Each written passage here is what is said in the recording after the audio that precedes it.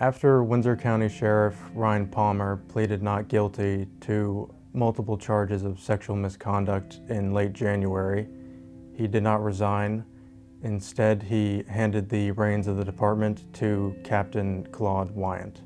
When Weyant took over the department after Palmer's arrest, he was faced with far greater challenges beyond the scope of his previous role. When I sat down with Weyant at the sheriff's office in Woodstock, he was in the middle of going from town to town across both Windsor and Orange counties, negotiating contract renewals. In speaking with officials from these towns myself, I discovered that a couple of these towns were paying for patrols from the sheriff's department without a contract in hand since summer 2025. State law requires a sheriff's department to report its town contracts to the county clerk's office.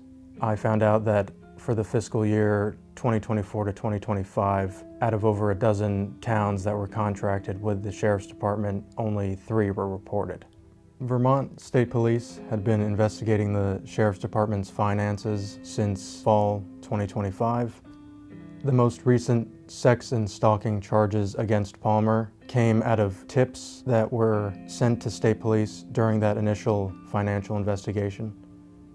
An audit of the department, which is required every 2 years by the state, could not be completed due to over $500,000 in balances which were found to be unsupported or not traceable to documentation.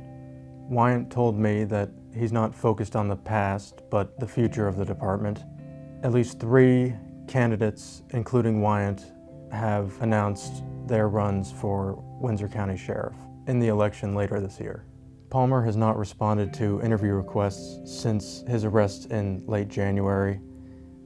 He is due in court on Wednesday for a status conference.